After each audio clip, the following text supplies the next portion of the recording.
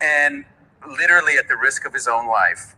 And really quickly, then everyone broke it up because they wanted to get back to like the football game because that was fun and this was ridiculous. Right. So that was the end of it.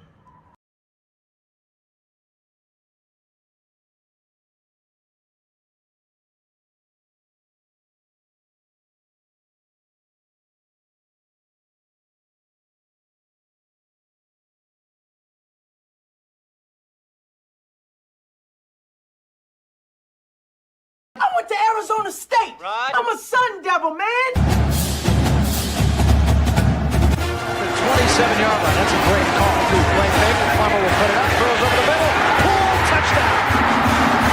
Quick flag. Third down and 5. Levitt swings it to Scadaboo. Scadaboo breaks defenders. Here he goes again.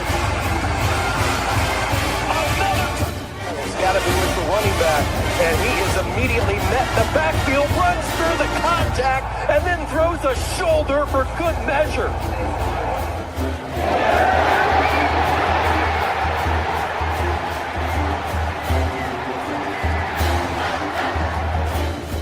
Shut this defense here. That is true. High in the air. Right center field. Brandon Compton. Welcome to 2025. This one the other way. It's still going back. The drag walks up and down. Edwards pulls off and buries it. Richardson drives out for Robbie Ryan. Hurt 3 right on the money.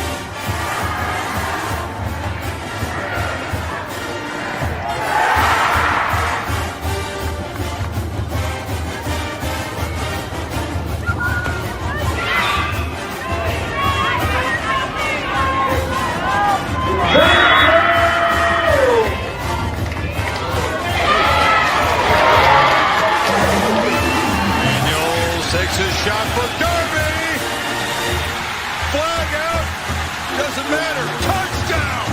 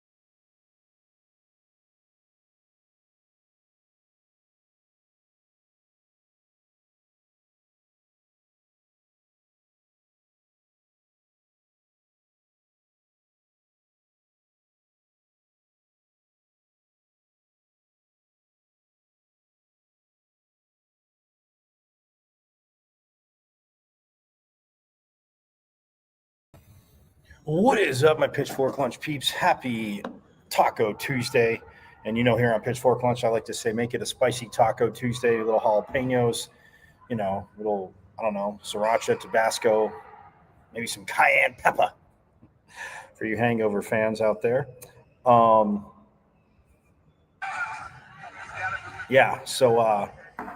you hangover fans out there. And guess what? Yeah, and it is a spicy edition, and we are going to get into it pretty quick. But I am Michael Caratonito, again, at Diablo00 on X, ours formerly known as the Twitter, as you know. Check out the show live there every day, Monday through Friday, 12 to 1. You can also check it out on my IG at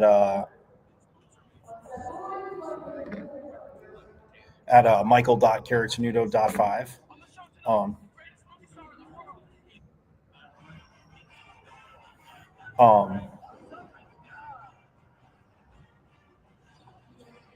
So yes, at the IG as well too. Check it out. Don't be bashful. And you guys know, go to YouTube because you can watch the show live on YouTube, which again, very, very awesome. watch it live on YouTube, but also subscribe to the channel, guys. And again, oh, by the way, thank you to the new subscribers. Greatly appreciated. Again, enjoy Pitchfork Lunch. Anything you have, if you have any questions, you can definitely hit me up. So don't be bashful with that. But yes, go to YouTube. You see my name, Michael Caratino, but the page is at M as in Michael, V as in Victory, C as in Champ, 005 at MVC005 on YouTube, guys.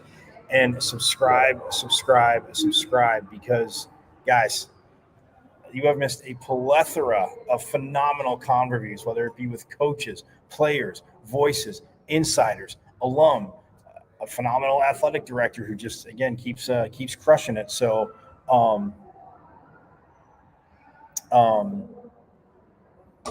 yeah, so you have all that. So again, don't be bashful. Subscribe to the YouTube channel. Again, it's at M as in Michael, V as in Victory, C as in Champ, 005 at MVC005 on YouTube, and subscribe away. So guys, I told you, hey, today, like I said, it's going to be a busy day. We're going to hear from women's volleyball as they get set to start Big 12 play. Women's soccer, who is ranked now and started Big 12 play with a nice 2-1 victory over BYU last Friday night. They have Oklahoma State this Thursday. Yes, Thursday night. We'll get to it, but yes, we'll hear from soccer. We'll also hear from football, who beat Baylor, as we do know that. We will hear from football, more from football, and we will hear from ASU volleyball. Swept the, like I said, swept the Sun Devil Classic, beating Pepperdine, GCU, and Milwaukee 3-0 in all of them. So yes, we will hear from them. We'll hear from Kobe Neal and Faith Frame. And then, like I said, soccer-wise, we'll hear from Coach Winkworth. We'll hear from Coach Winkworth's team. We'll get that. And then football-wise, we will hear from Sam Levitt today, and we will also hear from Brian Ward. So yes, that's in and of itself absolutely awesome. A lot to get to, and like I said, didn't want to be taking too long to get into it because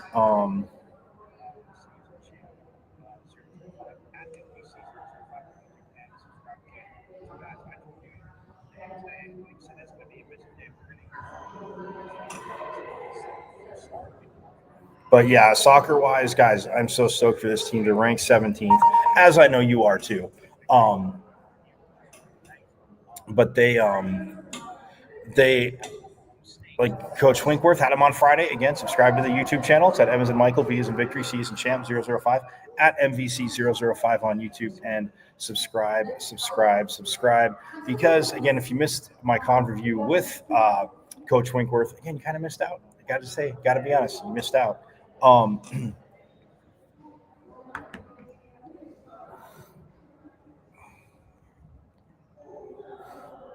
But we are going to hear, because we didn't get to hear from them, and again, two players that have obviously come into the team and just figured it out. But that is Grace Gillard and Lucy, well, they say Faz. Lucy Faz-Ackerley.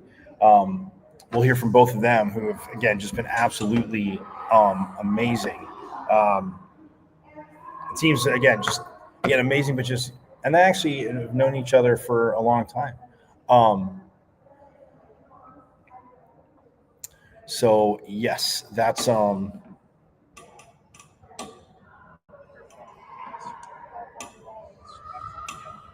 that is awesome, because when you think about it, the fact they've known each other from across the pond. But yeah, Grace Gillard and Lucy Faz-Ackerley, especially getting back, I mean, just doing a phenomenal job defensively. So we will hear from both of them.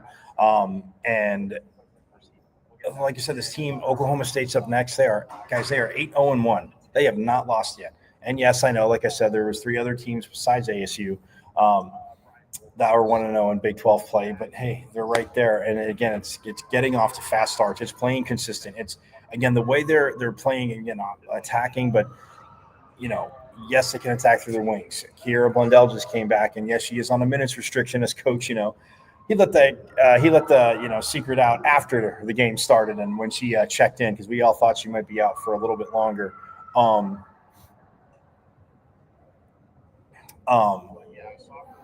But yeah, so again, this team, the way they play, just like I said, absolutely so much fun to watch and just so much fun, in everything that they do. But offensively, I should say, but defensively, and then of course you have the wall in back, Pauline Nellis, the German goalie, who has just been. I mean, look, coach will sing her praises and say, "Oh, well, coaches are going to sing players' praise all the time." No, but I mean, he's speaking facts about what she can do and the clean sheets she's had, and I mean, it took BYU to the 4th minute to score. No, 85th minute. Hold on.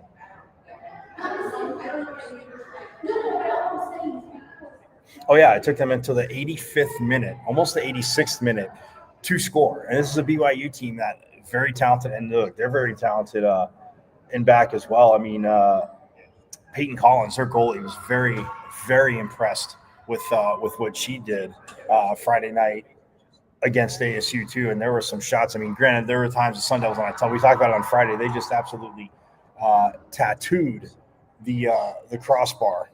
I mean, crossbar, and they might have to paint it because it's going to chip a lot of paint off if they keep blasting it like that. But Peyton Collins for BYU, the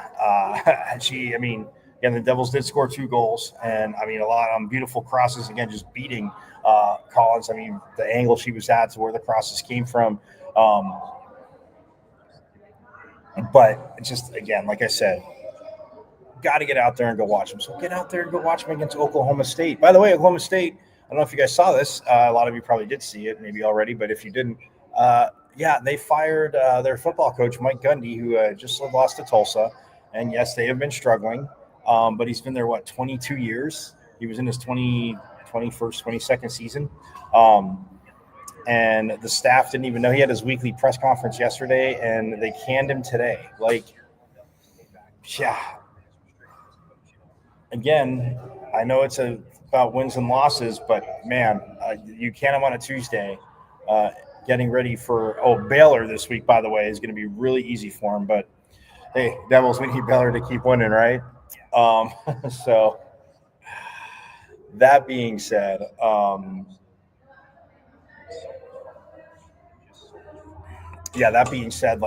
crazy shocking. But the Devils, they'll be playing Oklahoma State, the women's soccer team. So, man, get on out there, support this team Thursday night, because Friday night football will be back here at Desert Financial. They won't play in the arena. That'd be pretty. They're not playing arena football. They could. They're talented enough. But football will be back in Mountain America Stadium. As you guys know, it's Friday night, 6 p.m., TCU on Fox. And, it's a highlight game because college-wise, I mean, there are teams all over. I'm sure the rest of the Big 12 will be watching them, and there's, other spots from all over the country that'll be like, oh, yeah. But I mean, hey, maybe the East Coast will watch. Maybe the AP voters will actually watch. And I'm not, so it's going to be a tough matchup. TCU, again, a very, very solid team. Another very solid quarterback. We'll hear about that from Coach Ward in a little bit. But, you got to, I'm just saying maybe, the AP will watch and, all the voters will watch.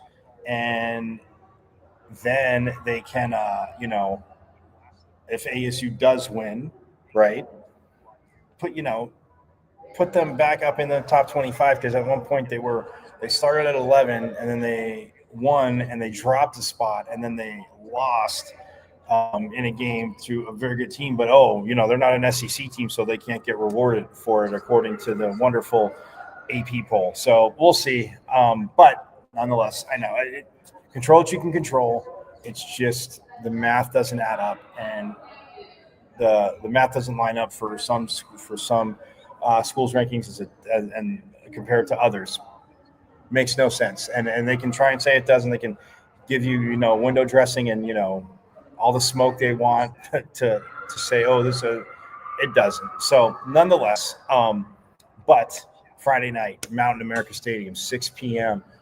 So yes, it's usually Friday. I'm not, advocating you not go to work all day, but definitely skip out of work about 2:30, 3 o'clock, head over to the stadium, get here early, and, tailgate a little bit, enjoy, and get loud, because it is going to be packed in there, as it should be. So definitely get loud. But we'll hear from, like I said, Sam Levitt and Brian Ward there. And then from volleyball, like I said, we'll hear from Colby Neal and Faith Frame. So, yes. And then, Lucy Fazakali and Grace Gillard.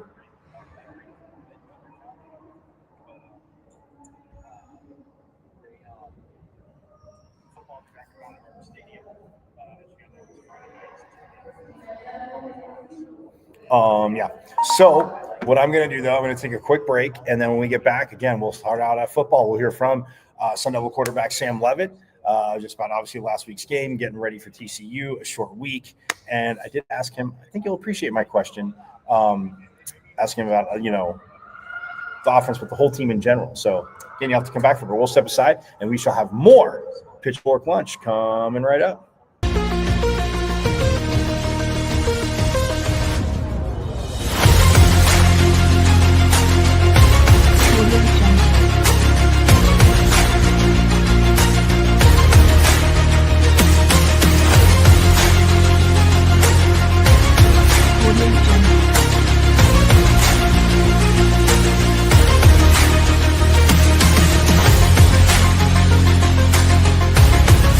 Audio Jungle.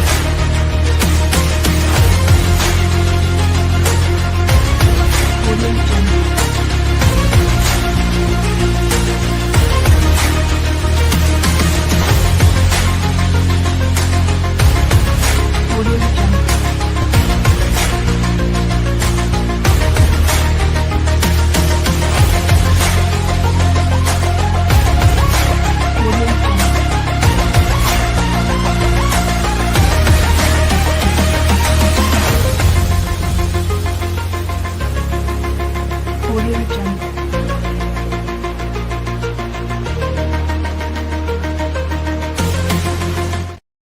And we are back here on Pitchfork Lunch. Yes, I am Michael Carrottenuto at Diablo00 on X, the artist formerly known as the Twitter, as you know. You can check out the show live there every day, Monday through Friday, 12 to 1. Also on my wonderful IG, which is at michael.carrottenuto.5. Do that. And then the YouTube channel, guys, again, so stoked. Thank you to the new subscribers. Thank you to the new subscribers. And don't forget, anything you miss, you can go back and watch. You missed season 1. I forgot to say that before. You missed season 1, season 2, and season 2. You can go back. You can binge watch it, which again, absolutely awesome. Binge watch, and you get all caught up. And we have interviews, and we have different guests on that have been on before. You'll be like, oh, it's more of a continued conversation that is getting going. So yes, nonetheless, yeah. It's at Amazon Michael V is in Victory C is in Champ 005 at MVC 005 on YouTube, and subscribe. But yes, don't forget, like I said, we're going to actually hear from Sam Levitt very shortly. The Sun Devil quarterback, who again just willing his team to win, making the plays, passing, and there's some stuff that's been left on the field. I wanted to address that before we get into sound. And people are saying, and not you pitchfork lunchers, but everything's rainbows. No, I mean, there are things that have to be better. I mean, the penalties have to be better. Coach, talked about that. You can't have 6 for 60 in the first half and think it's gonna be great. Now, I was chatting with Coach. We'll hear from Coach Ford, but I was chatting with him after. And I chat with all the coaches. I even mentioned something to Coach Dillingham yesterday about, the penalties. But like when you see a replay and the broadcast crew is like, yeah, look at that defender, and the ref's like looking right at it, and he's in a bear hug. I was Rowan Petrie was getting absolutely bear hugged and just directed all over the place. Not easy to do. Rowan Petrie, not a small person, right? Not a small human being. Yeah, it was ridiculous. And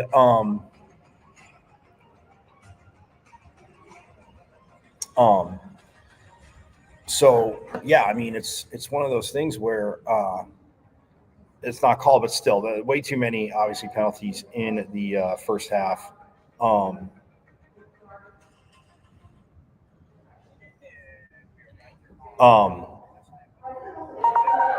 Yeah, too many penalties, obviously, in the first half, but then only 1 for 10 in the second half. And there should have been another pass interference called on Baylor. And again, I'm not saying it's to Klein and Wayne. Again, don't put it in the officials' hands. But sometimes it's hard not to put it in the officials' hands, and the officials get attention when they don't make a call. I always say that. Me and my shout out to my boy Eric Wilson. Since the time we have known each other, which has been just a few minutes, we always say, like in any sport, if it's a penalty in the first game and it's a penalty in the 8th game and it's a penalty, or in college in the 6th game, a penalty in the 12th game, then it's a penalty in the playoffs, right? We all always say that. So that being said, like, it's just frustrating because, okay, so it wasn't called. Yeah, it wasn't called. And then, but Keith Abney had that pass interference in the first half and then gets the interception. Coach Ward talks about that. And I mean, Coach Dillingham actually talked about it yesterday as well, too.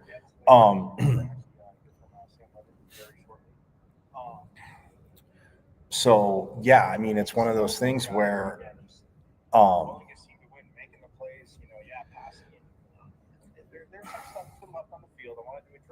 it's one of those things where you can't, like, you can't not get frustrated, but at the same time, you got to keep playing. You got to keep making the plays. Well, offensively, I tie that back in to Sam Levitt, who we're going to get to. I tie that into Sam Levitt because, starting out against NAU, and people say, oh, they only won, they didn't win by 80, it's ridiculous. You win the game. Like, if I was coaching, here, I will say this real quick, side tangent. I said this to you pitchfork lunches before, but as a coach, I'm not there to blow somebody out by 50. We're up, we're controlling it. Yeah, am I gonna throw the ball, up by like 28 or 35? No.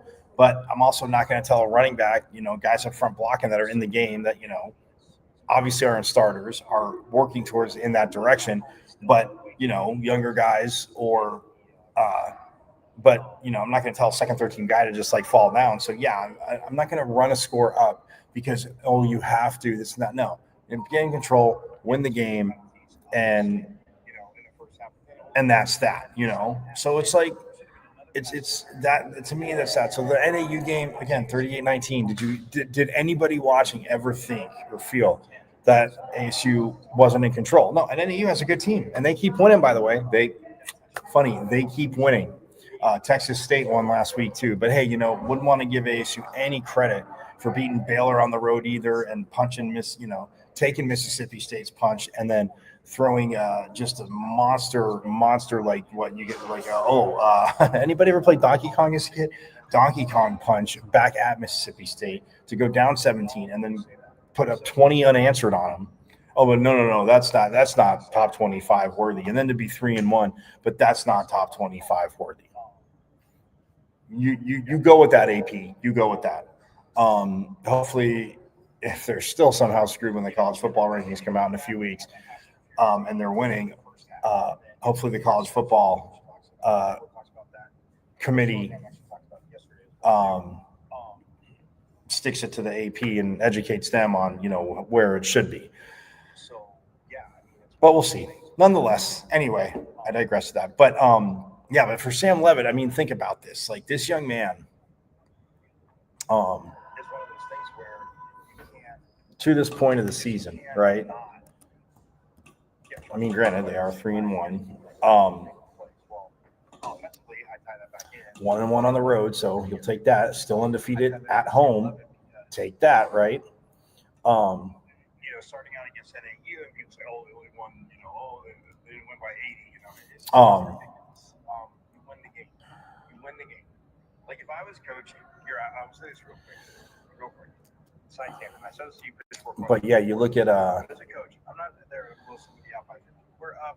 Where Sam Levitt is, just in the Big 12 alone, but his numbers this year, he's eighth in the Big 12. There's some. Obviously, as we know, some solid, some very good quarterbacks here in the Big 12. Now, if there's not good quarterbacks elsewhere, you guys know I'm not saying that because there obviously are. But yeah, Sam Levitt this year has completed 72 of 118 passes, 61%. All right, so it's still good, but we know Coach always thought, you talk about that 70% completion percentage range, but he's at 61%, 6 touchdowns, 3 interceptions. He has been sacked 8 times, so no interceptions just last week.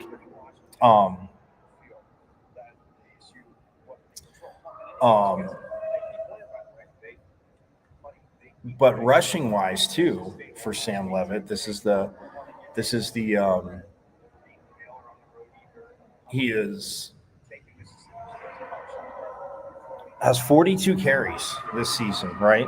For 219 yards, and he's rushed for 4 more touchdowns. So the 7 total touchdowns he has accounted for. And again, he just gets it. He's getting it. So, like, you can't, and then you look at, what he's done with Jordan Tyson. Oh, by the way, Jordan Tyson,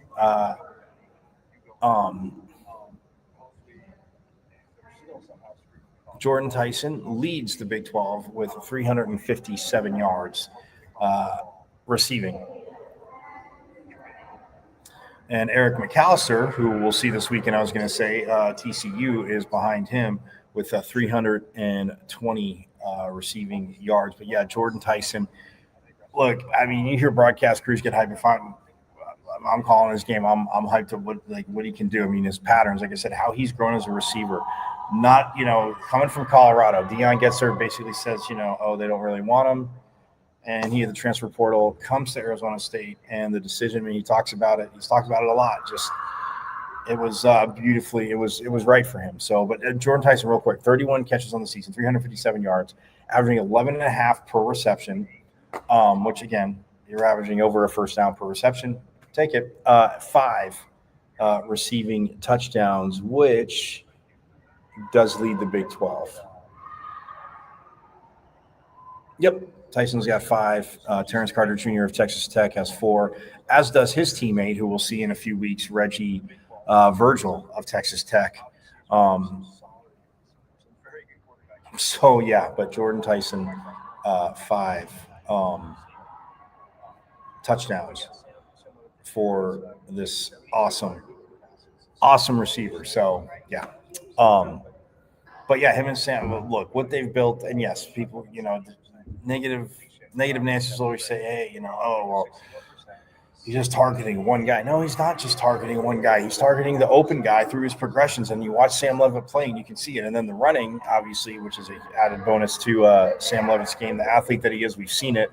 You think you got everybody covered, then all of a sudden, no, he takes off, picks up further. I mean, how many times just think of last year when they started to, obviously the Scatteroo, but if they drop back to pass or if, he got pressured, some pressure came in early, and it didn't happen all the time, but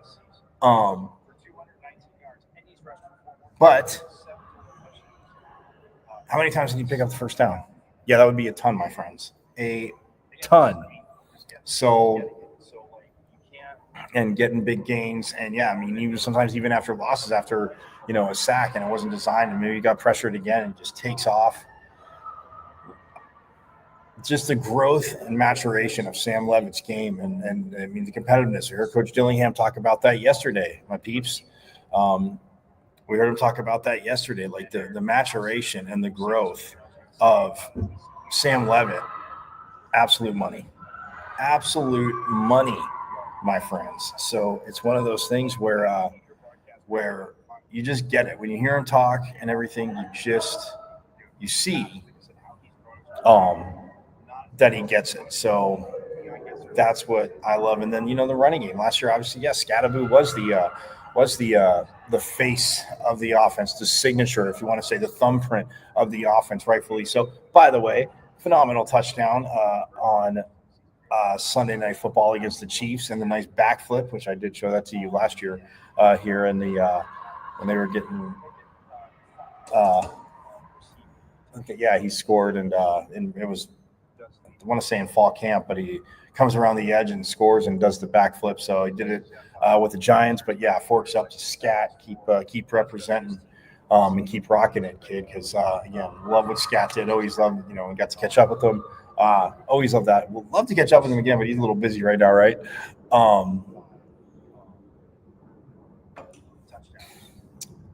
So yeah, I mean, but Sam Levitt, the growth and maturation of Sam Levitt, and I mean the talent. Yes, you gotta have the talent to be there, but just seeing it, and it's getting on a page with these receivers. Obviously Jordan Tyson, but the tight ends. I mean, Shimon Mateer. We talked about him the first few games. Just not there, but now Shimon Mateer, has a breakout game. Against Texas State, and then it rolls on, and playing Baylor. It's just the tight ends. I mean, Kamari Anderson is there, and then you think about Jaron Hamilton, the speed that he has. Derek Eusebio, hello, so stoked for that young man. Again, a former walk-on, and yeah, I mean, he got in the game in that slot and just absolutely crushed it. And, got a 16-yarder, have a 60-yarder, goes right down the seam. It's like, oh, he's running. They're not going to throw him the ball. It's kind of like when somebody's running by everybody and they're that open, it's kind of tough for them not to throw him the ball. He's not just like, oh, I'm just going to run really fast by everybody and be a, 50-yard decoy. But, yeah, please don't cover him. Thank you. I'm sure he says thank you as well, too. No, but Eusebio, again, just – and you heard Jordan Tyson. If you saw the post game, Jordan Tyson was asked about him and just, saying, yeah, last year I didn't get to see his touchdown because I was in the locker room and down in Tucson when they were smacking that team down south. He's like, and then didn't see that, but now be on the field with him. He goes, I probably should have got a better block too on it when he was downfield. But yeah, it was so.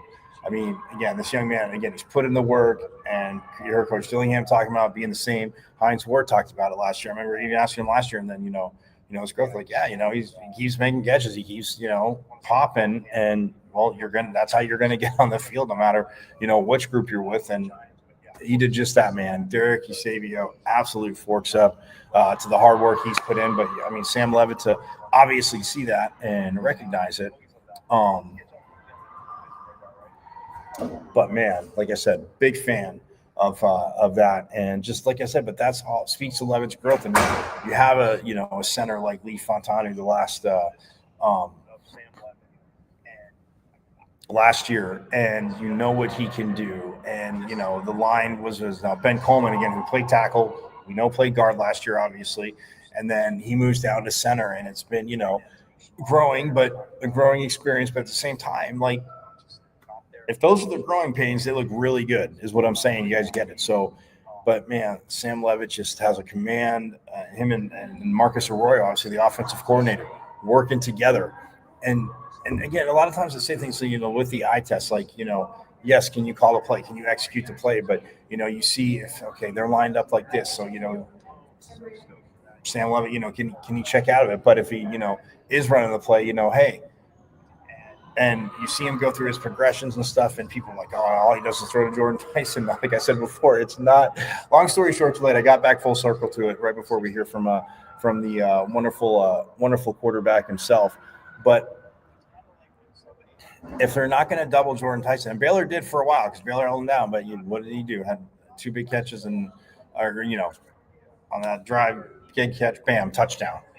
And then it's just, like I said, it's just, yes, you always hear the adage, take what the defense gives you, but it's being able to take advantage. I've always thought that, like, one step further out, take advantage of what the defense is giving you. Because if they think they're just giving you something, because, oh, that's the, the least toughest or whatever. If the defense is doing that, then, but take advantage, not just take what it gives you, take advantage of what it's giving you. And Sam Levitt as a signal caller, now with, Marcus Arroyo, another year, a full off season. And then you just, you understand the verbiage. And now, like I said, playing teams that you didn't play last year in conference, and there's only 4. So there's Utah, Texas Tech, Iowa State, and that school down south. So those are the same 4 from last year. But in and of itself, for Sam Levitt, it doesn't matter. I mean, you're growing, and he's matured. He's grown. He's uber talented. Like, that's why Sun Devil fans, you need to be excited. Or not that you weren't, but again, just not just so like, cautiously or quietly, like, oh, and again, like Coach Dillingham has to say, like, control what you control. He has to talk me down. They should be in the top 25, and they should be, to me, no lower than 15. I'm going to say it right now. I'm not saying they should just be at 15. It's not lower than 15. But, again, if you keep winning, that'll take care of itself. So, but I digress. Let's hear from Sam Levitt, the Sun Devil quarterback, who, again, just trucking along, and the numbers aren't gaudy, but you know what number is the shine that's got the bling that shines the most that's gaudy is the win column. The 3 wins to, yes, the one unfortunate, very tough loss that the Devils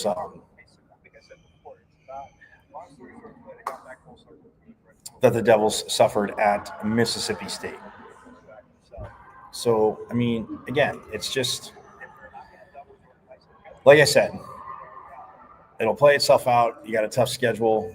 It's on to the next week, and that is that. But, yes, let's do hear from Sun Devil quarterback Sam Levitt. This is right after practice today.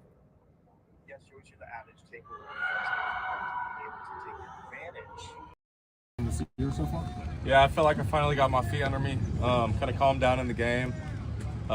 Just continually getting better within the game plan and trusting my guys and trusting the timing. So I felt like we did a better job of, quick game passing, had some good 3rd down and 4th down conversions. So I was really proud of myself for that. Do you feel like your run game keeps you in a better rhythm passing? Yes and no. I'd say early on I like to, kind of get the juices out, butterflies out by, running a little bit. But later in the game, I'm kind of settled in already. I know you're not surprised by this, but just can you speak to the resilience of this team, always being put in some, adversity situations and handling that well? Yeah, that's just kind of who we are, you know. It's who we were last year, and the culture we've built, the kind of players that we recruit.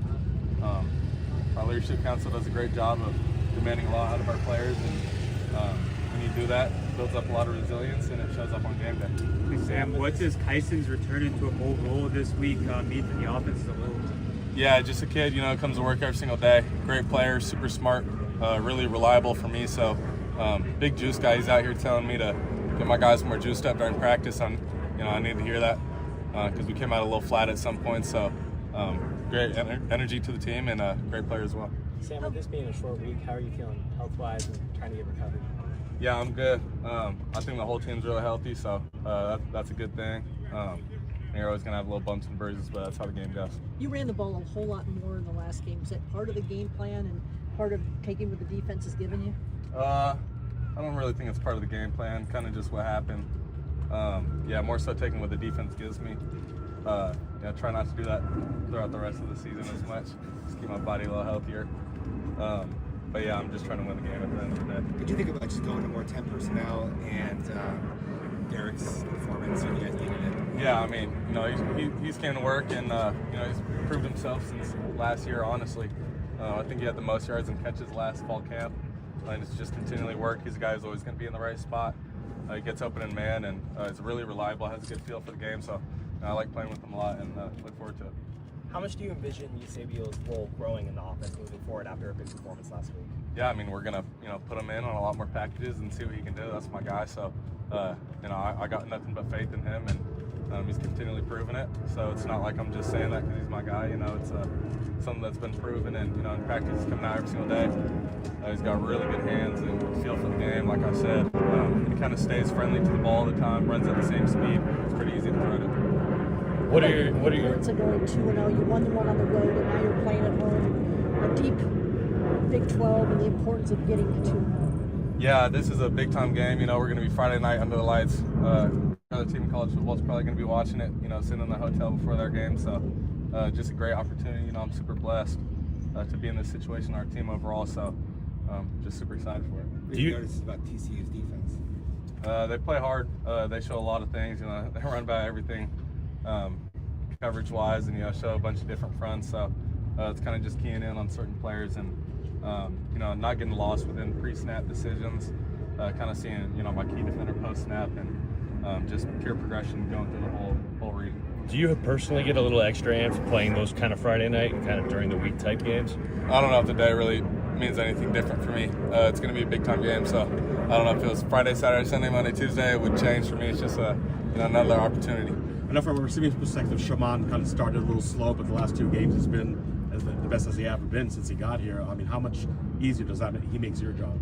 Oh yeah, I mean, you know, just dumping those little 5-yard sits over the ball. You know, having a big target like that is going to go make a play. He's been really good in the screen game. You know, hell of a blocker, and he plays his ass off. So I'm really proud of him, and that's my guy, and he's going to continue to showcase why he's a big time player. Sam, coaches talk about team growth, and I know even last year, like, as a team playing complementary football. Now with obviously what special teams is doing the offense, you know, sometimes picking up the defense picking the offense. Do you feel that this is like what you envision as a team playing complementary football? Yeah, it's funny you say that. You know, I was sitting by myself after the game, and I really like to replay the whole game in my head. And I was like, you know, every time that we were slacking, the defense picked it up. You know, when their offense made some plays, we came back and made some plays as well. So, you know, and then special teams didn't have some great plays early on, and then, you know, won the game in the end. So talk about a team that, you know, picks it up when other areas are slacking. That's just the faith and trust within the team, and honestly belief overall. You know, I got nothing but faith in the defense that they're going to put me in the best situation possible. You know, I feel the same way about them. There have been some penalties on your shot plays, so you've been productive in that way, but is it frustrating to not see a couple of those actually hit the way that you guys would like to? Yeah, for sure. I mean, you always want to see those hit. We've got a couple protection busts and penalties, which have been really frustrating. More so just because, you know, we've kept a couple of these games close that they really didn't need to be close. I felt like, you know, we could have really won the last game by 20-plus points if we just kind of keyed in on a couple things. So it's just getting back and dialing into the details and, you know, progressing forward. Yesterday, Kenny talked a lot about how you guys, in the big moments, he trusts your guys' offense to get it done. What's it like being in that huddle when you guys know you have to execute a perfect 2-minute drill, and how much confidence do you guys all have in each other? Same it is every single practice when we try to do it, honestly. I don't really view it any differently. You know, you look at the guys and it's the same emotion and passion in their eyes. And like I said, nothing but faith because you've already proven yourself in practice and gone through the reps. So just going out there and executing. You know, we did a great job. Shamad on the sideline. Up front, we blocked it really well. No penalties. Got the middle. Set up our field goal kick and, you know, called a timeout with the perfect timing left. So it was a really well executed 2-minute drill. Thanks, Sam. Thanks, Sam.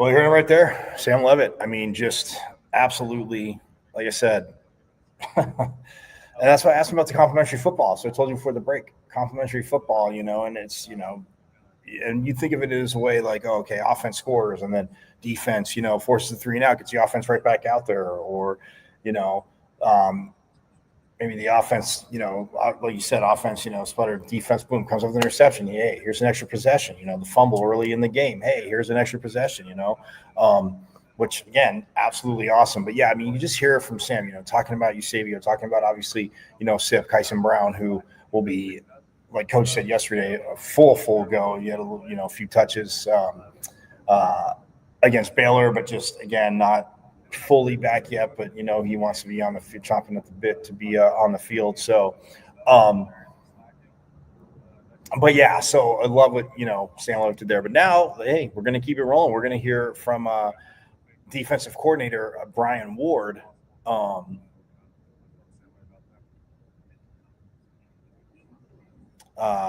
This is obviously today's practice again, Baylor, and I asked him, about somebody in the D-line in general, and talks about Keith Abney and just what they play, and obviously match up against ECU. But here is Sun Devil defensive coordinator Brian Ward. Crazy fourth quarter at Baylor, huh?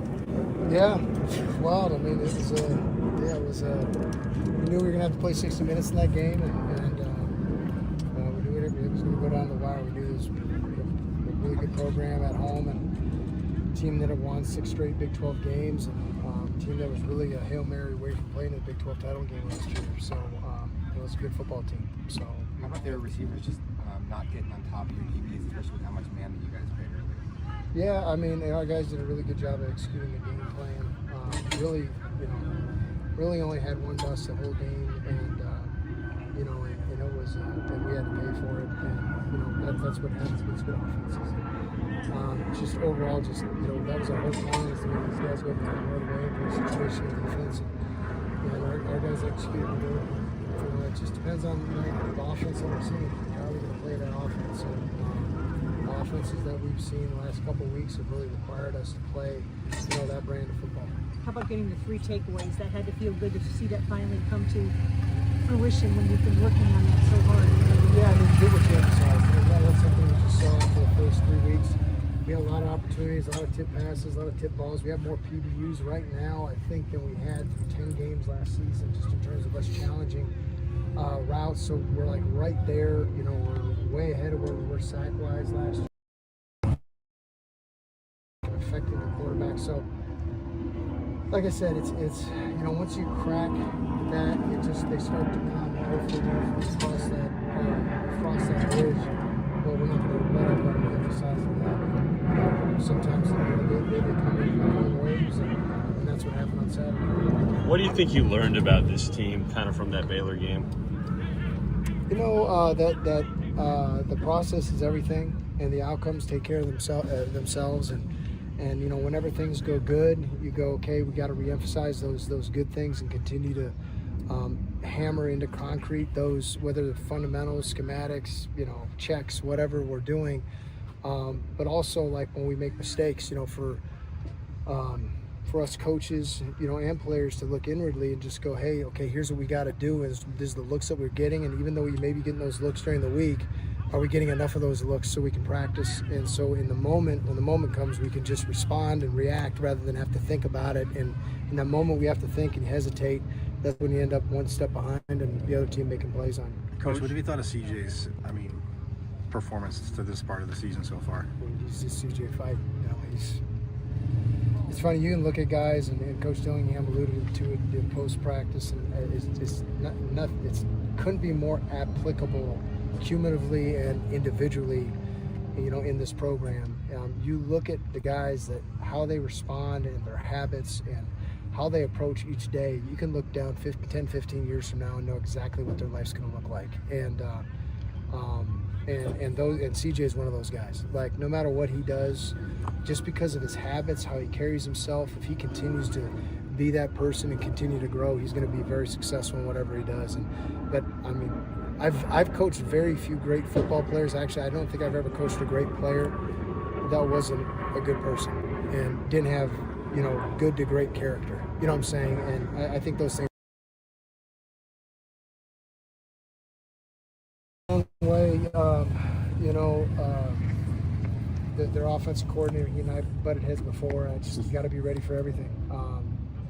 I think we played them in 2019, and they came out with something that they had repped all year. I think it was like the 8th game of the season, and he literally lived in that, and yeah, we weren't prepared for it. So he's the type of guy, you got to be prepared for everything. He's going to see something and maybe sees a weakness in, and he's going to exploit that.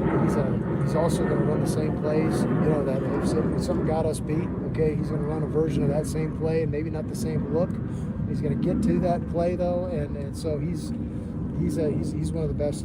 He's one of the best around. You can see about his stats. I mean, he really is, and he does a great job. What kind of challenges does Josh Hoover present?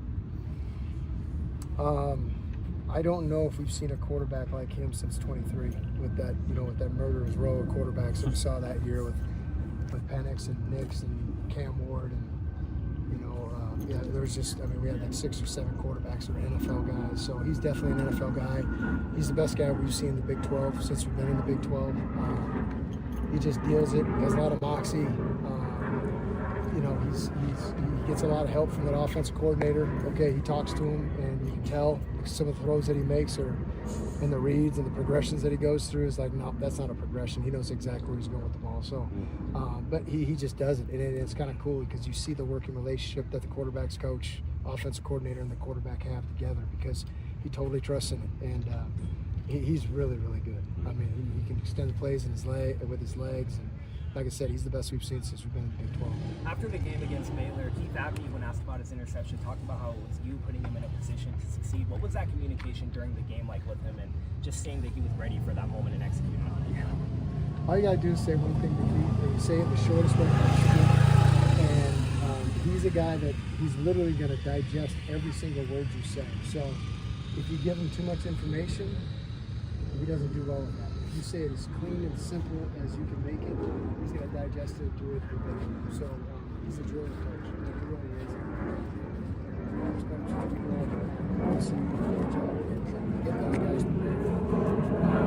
I'm just part of. I'm just smoking the wheel with that guy. I mean, that's 51% of the player, and even more so with Keith.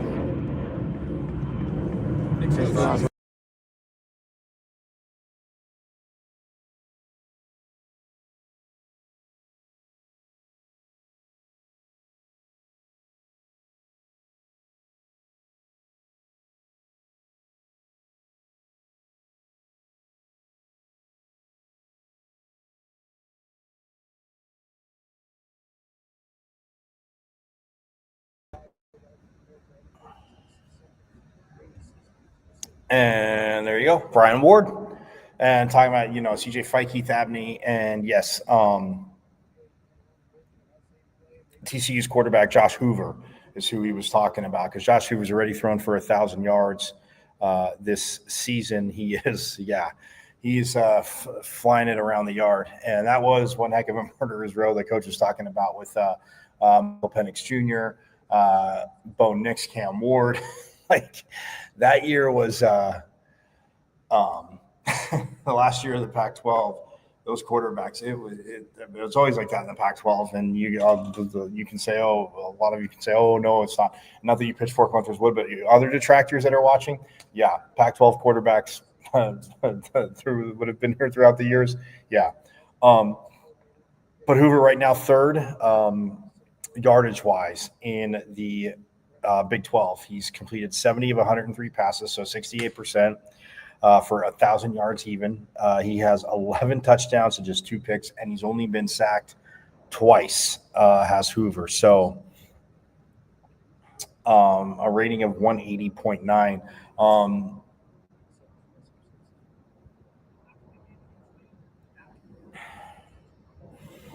Yeah, I mean, Sawyer Robertson and Baylor's thrown 13 touchdowns, and ASU, again, just you got a few of them you got this weekend, but yeah, ASU just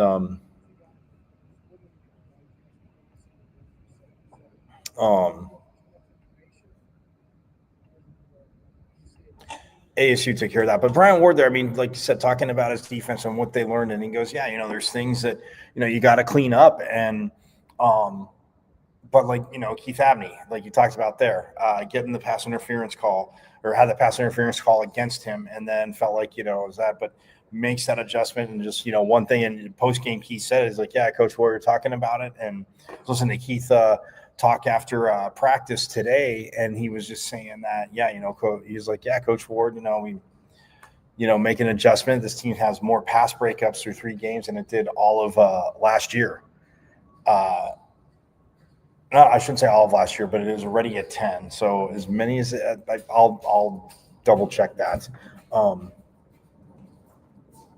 I shall double check that, but yeah, for Abney, I mean, the interception, and this is one of the young men that, literally one of the best corners in the country.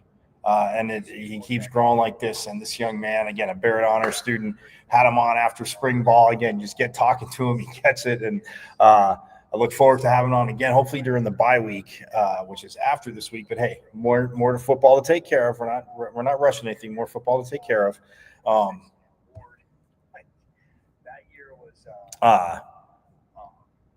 But yeah, when you look at the box score, Sawyer Robertson did throw 3 touchdowns. I mean, he had 3 touchdowns. He did throw a pick. Sam Levitt threw for 1, rushed for 1, no interceptions. And yeah, I mean, it's just, but the receivers, I mean, Michael Trigg had 5 for 71. He did catch 2 of the 3 receiving touchdowns. Cole Wilson had 2 catches for 16 yards. He had the other one. Josh Cameron, though, Kobe Prentice didn't do, 5 for 46. So overall, the defense without a Xavier Alford, who is out this game, and Coach Dillingham said he would be out Friday as well against TCU. We'll see bye week, and then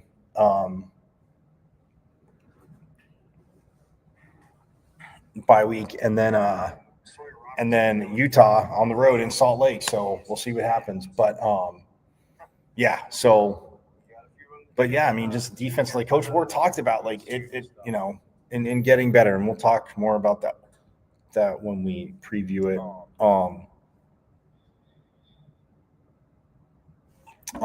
As we go, but we're going to switch gears to soccer. We are going to hear from Grace Gillard now. This is after beating BYU. They have Oklahoma State this week, so we're going to hear from a lot. And again, man, we're just keep rolling here on Pitchfork Lunch, but we are going to hear from Grace Gillard from Sun Devil Soccer. Their 2-1 win over, at the time, at 10th ranked BYU.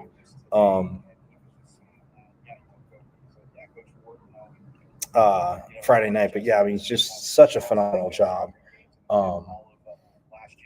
in back, and again, just with working with Pauline Nelson, the defense coach, she talks about it. But yes, let's hear from one of the newcomers to the team, but just a phenomenal defender in Grace Gillard. I shall double check that, but yeah. First question, Gilly, that's why you come to LSU, right? For this kind of crowd, that kind of result. 100%. I mean, the crowd today was amazing. The stands were full, I think. We heard them the whole game. It makes such a difference. And I came to ASU to compete, and we've just shown what we can do there today. Does it matter on a day like this where it might be 40% BYU fans? Does it really matter as long as people are in the building and you guys are in the atmosphere? No, I think at the end of the day, we've got each other on this team. Just the crowd is just a bonus for us. I think we get around each other. We know we've got each other's back. We believe in each other. And I think that shows in our performances out there today. What was the game plan going into today? see, we know they're a ranked opponent. We just took it. We have nothing to lose. I mean, they're in the rankings. They have something to lose. We don't. This is an opportunity for us. We were just really excited to come out on home turf and play against them. So we took the opportunity. I mean, going unbeaten, obviously through non-conference, taking that momentum in. But I mean, just defensively in midfield. I mean, just been asking around. Like it just seems like against them. I mean, you'd have to be kind of maybe tighter on defense and in the midfield. But I mean, how do you just feel the performance in general has been, and even leading into tonight? I think obviously at the start of the season we had quite a new team, and we worked really, really hard in pre-season to get our connections together, and I think that's shown each game we've get comfortable with each other, and I think soon as we've hit non-conference now, we're getting comfortable with each other, and we're just excited to play with each other every game because we know we're just going to get better and better. How big of an impact has the midfield play had your guys' success so far this season, and what do you think it is that they do best that just has gotten you guys to this point? I think the main thing, like Ella Kettles, she's a rocket. She'll run around everywhere. She'll lose it. She'll get it back. Peyton's been a really good addition for us on the ball, off the ball. They're just relentless, and they want the ball is the difference. I think we get the ball and we don't have no options. We have people to play to. They want to get on it, so it helps us out a lot. On that point as well, the character. So maybe last year's group in a game like this might shrivel a little bit. This group just wanted the moment. Is that down maybe some of the transfers and additions too? Definitely. I think the mindset that we have, like I said, we're relentless. We just want to win. I think we've got something to prove this year, and we just want to take it and run with it. So, yeah, I think character is definitely a big thing. Both goals today were in the early part of each half. You guys scored a first half goal in all 9 matches this year. What is it about you guys in starting matches off hot and getting those early goals? I think it's really important to start a game off strong. I think it sends a message, and we always say we want to go out there first tackle, first pass. We want to send a message, and I think we show that, as you said, each game we score in the first half. So we're just going to continue that. I'm talking about obviously options, but I mean, coaches talked about it. People can see. I mean, just the speed, like on the wings, on the outside, no matter which side you go. If you go to Cam, I mean, as a defender, obviously it's a great weapon to have. But I mean, just what they can do with the ball. How much? I hate to say easier, but how much easier does that make your job clearing the ball out, getting the ball downfield? Makes it a lot easier. It's not like you're hitting and hoping. You know that you're going to hit it, and you know they're either going to get on the end or we're going to get something out of it. And the best thing is when we sub, it's the exact same. The subs come on and they're even just as fast, so it's great. So BYU had only 4 shots on goal, as opposed to their average of 8. How were you guys able to frustrate those shots, keeping them away from the goal? I think we would just stay disciplined. I think it was a game where we dropped off and we just had to keep our shape. And obviously that shows in that stat where we just stayed patient, and when we got the ball, we kept it as well as we could. And if we lost it, we just reset and stayed disciplined again. How did the whole team manage to keep their energy up through the whole 90 minutes of the game? I think that's credit to the character of the team. I mean, the girls on the bench, the characters that we have there, they're loud the whole time. Obviously, the crowd as well. I think we were getting around each other. We knew that we kept looking at the clock. We had 10 minutes left, 15 minutes left, however long it was. We get around each other, and we just had to keep going until that final whistle. Brian, a lot of people here, record crowd. What kind of impact did that have on you guys as a team? Makes a world of difference. I mean, when you can hear them screaming, when you can hear the drums banging, it makes such a difference. And obviously when we make a good play, you can hear them, and it just rolls you on to keep going.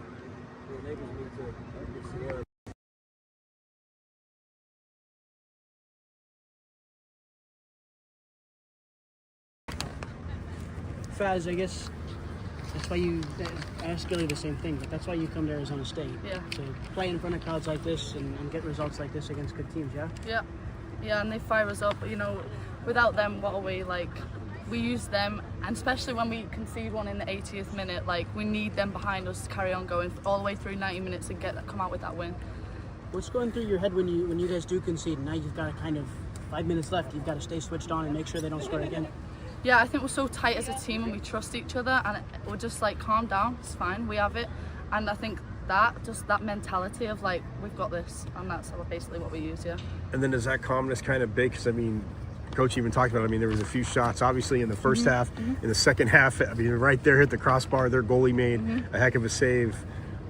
But I mean, from that standpoint, I mean, is your job, I mean, more so like just kind of keeping everybody like up and focused? Because I mean, it can be frustrating when those obviously aren't going in the back of the net. Yeah, I can't do much from the back, but obviously when I'm up there for set pieces and stuff, I'm encouraging them, like, keep going, to keep taking the shots. We're going to break them down at some point, and we did, and we came out on top. Yeah. You brought up the crowd, a record crowd tonight. What message would you send to fans ahead of Oklahoma State next week? You have to be there. We're unbeaten. Like, what else more do you want? Like, you have to be behind us all the way throughout the season. It's going to be a great game again, and just behind us and support us, because look what happens when we have that support behind us. Yeah. Was there any chat this week at training about, you know, them being ranked and you guys not receiving much, you know, much praise, much look at from the media? I think, yeah, there was definitely some frustration, but we used that as fuel, fire as fuel, and we just showed them, like, hey, consider us, rank us, like, there's no reason we shouldn't be considered to rank, and we showed out tonight and was like, come on, consider us, yeah. And obviously it's one game at a time, but last year, I mean, when they went to Provo, tough game, but they lost. I mean, and for the players that were here for that, what was their kind of, your guys' conversations leading up to this game to be like, we want to get this win, and yeah, obviously it can be the first step in many. Last year was definitely brought up, but just the completely different new team, like the amount of transfers, freshers we have in, like we just used that and was like, this is a completely different new team. We're going to play it our game. We're not going to play last year. We're not going to look at last year.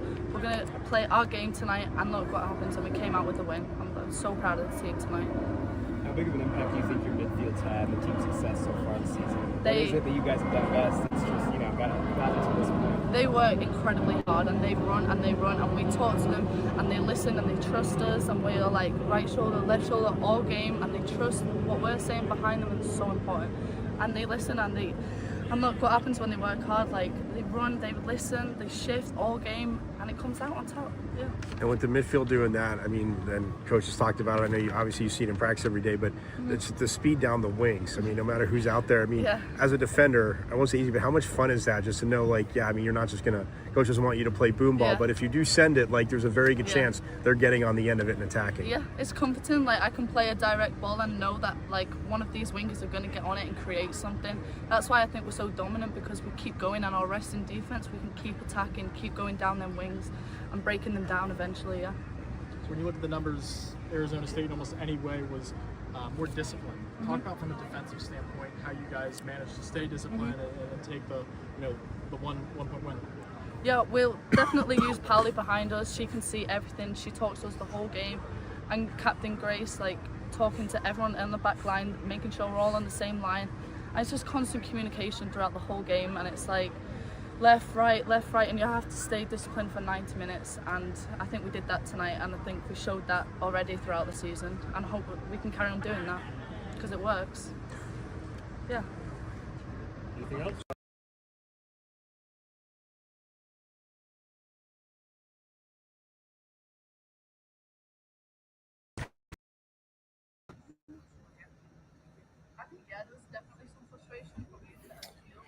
There you go. Grace Gillard and Lucy Fazackerly, Faz, as coach affectionately called her. But yeah, I mean, you heard the question too right there. You know, let's probably come to ASU, but like she said, you know, we're unbeaten. What else do you want us to do? Get on out to Oklahoma State. And again, I'm a big supporter of her statement of that. The game is Thursday, and yes, it is Thursday.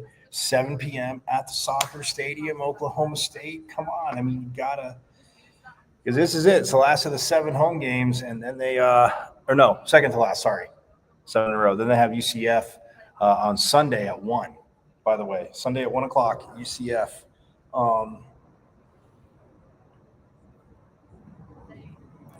Yeah, they have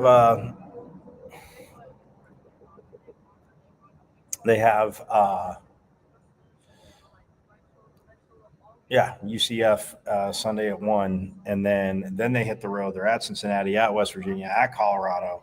And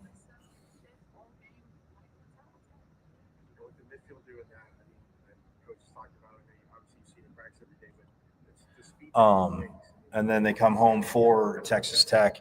Then they go again one quick on the 16th, and then they're at Iowa State, at Utah, and then they come home for TCU on the 26th, and then they head down to Arizona on the. Oh, I'm thinking November. Sorry, it's October. I'm like, on Thanksgiving. What? Oh man, am I losing my mind? You Pitchfork Lunchers will appreciate that. Yeah, they head to the school down south that Thursday, 7 p.m. Territorial Cup battle, baby. And yeah, it'll be very interesting to see that. But again, that's so yeah, after Oklahoma, after UCF, they have 2 home games left, and that's it. So yeah, they are their first half home Warriors, and now in the second half they are road Warriors. So forks up to Coach Winkworth again, and we talked about it. I mean, heck of a job, but yeah, got to get out there and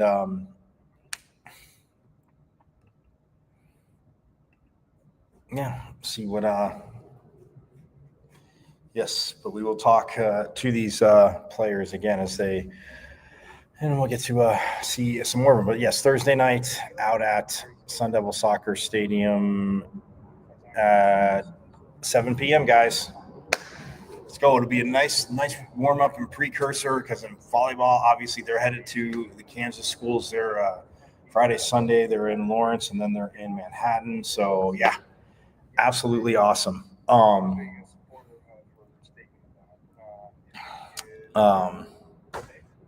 But yeah, so gosh, get on out though. We'll talk more about it. We'll see. I'll let you know what Oklahoma State's doing, where they're at, all that stuff, standings. We'll hit all that good stuff, but we'll talk more about it. Plus, we'll talk more volleyball. So, and we're going to get out of here, but we will hear from Colby Neal and Faith Frame tomorrow, as well as yeah, a little more football and a little more soccer. So. And whatever else, hey, something always comes up. That's why you got to stay tuned for Pitchfork Lunch. But I'm going to get out of here. You guys have a nice, phenomenal rest of your Taco Tuesday. Make them spicy, some jalapenos, some, sriracha, Tabasco, whatever works for you. Make them a little spicy. Enjoy the rest of that Taco Tuesday. And I will see you tomorrow. Same bat time, same bat channel. And yes, thanks to reigning Big 12 champs, women's volleyball, who absolutely crush it. It is #OurState. That is for the school down south, just so they always know that. And as always, you guys know it. Go Devils and forks up. I went to Arizona State. Right. I'm a Sun Devil, man. The 27-yard line. That's a great call. Two play fake. The Plummer will put it up. Throws over the middle. Pool touchdown.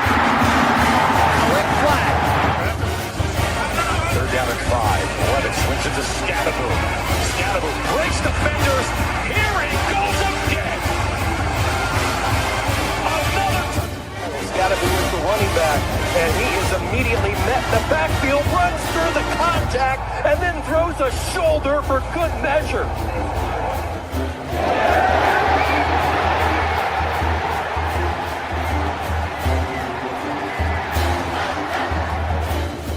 On this defense here. That is true. High in the air. Right center field.